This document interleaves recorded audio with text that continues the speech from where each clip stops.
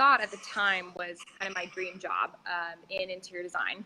And I still love interior design, but my passion for sustainability had kind of started to take over. You know, I was working for a small firm, and I had a lot of creative license and really fun work, but I was kind of starting to feel ready for a change, and I was doing a lot of research on the side. It was January of 2017 that I kind of had this idea. And so it was kind of brewing in my mind that whole year. I was going to work every day, pretty much 9 to 5, lots of meetings and running around doing interior design, but I wasn't necessarily happy working for someone else, is what I was finding.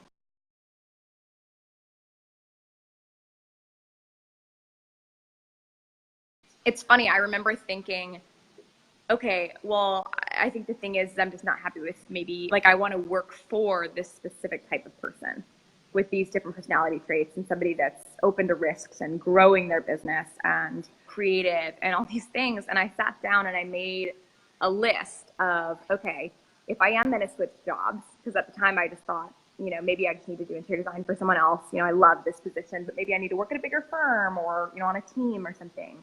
So I made a list of the type of person I would want to work for. I sat back and I looked at my list and I was describing myself, which was kind of eye-opening.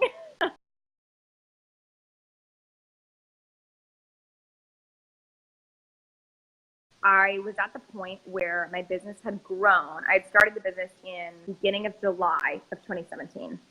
And so come March, my business kept just doubling in size, and it had grown so much that I felt like I either need to like this has grown beyond me. Like I really need to kind of take ownership and take this to the next level, or it's not going to grow anymore. Like I've done as much as I can, you know, and I really need to do that.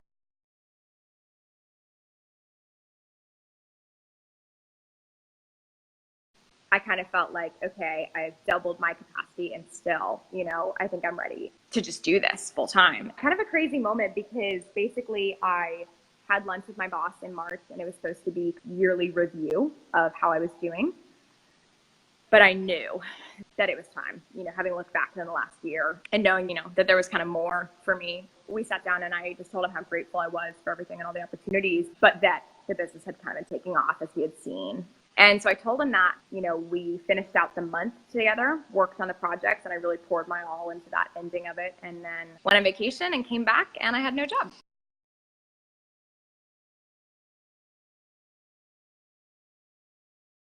At this point, I was putting all of my money into the business because this whole thing is self-funded. At this point, I've been ordering a bunch of products and just growing as fast as I could, but I was putting in a little bit extra on my end. And I'd kind of gone through all of my savings. So it wasn't like I had kind of decided, oh, okay, so I'm going to quit my day job. I've saved up. I feel comfortable. I can do this for a couple months. I just was like, I have to do this. You know, it's now or never. When I stepped off that cliff, so to speak, when I got back from Hawaii, I had pretty much no savings. Like I had some like long-term savings, but nothing I could draw from for the first 6 months.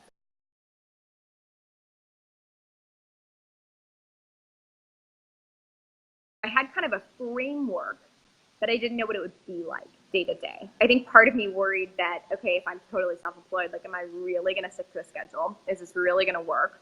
Or is it just going to be me kind of sort of working, you know, and not getting anywhere? I think I could see the trajectory, like I could see different points. Like I knew there was like a bunch of bigger goals, and one of the biggest was I know that I want to get a storefront. It's like I could see a tree on the path, but not the path itself.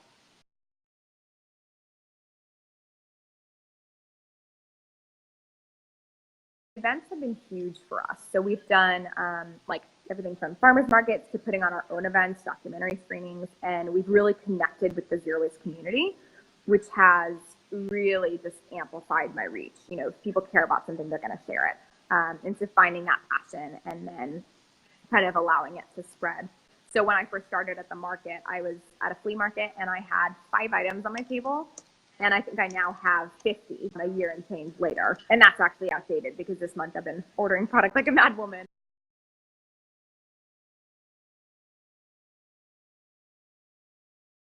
I'm choosing like 3 big things that I really want to get done. And then everything else that comes is great. But like those things where you're like, okay, what do I have to do right now? And that's what it looks like metaphorically to put one foot in front of the other. Okay, what do I have to do next? Maybe, okay, I have to get a business license. Okay, what do I have to do today? I need to find a new product. What do I have to do today? I need to find a few new followers or follow up on something or go on a breeze of treats, and you'll figure out a lot in one weekend.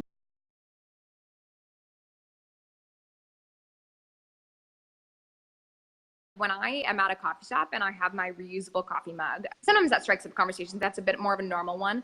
But when I also sit down and pull out a bandana for a napkin and my reusable utensils to eat my bagel or whatever, that's when people start to go, huh, like what's that? Or where did you get that? Or I showed up with a sandwich the other day wrapped in bees wrap, which is another thing we sell. And somebody was like, whoa, where did you get that sandwich? And I was like, well, I made it. And they're like, it looks so cool. I was like, oh, you mean the packaging? Like, yeah, it is cool. Like, here's what it is.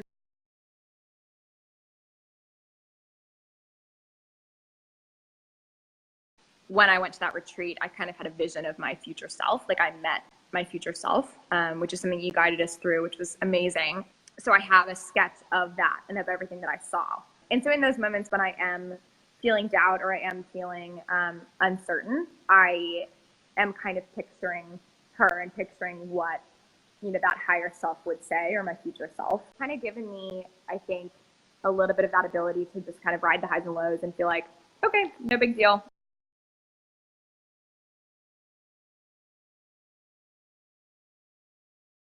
When you change your perspective, that's when all of the good change comes. Like when you are focusing on good things and focusing on the things that you want to happen, that's what comes to you.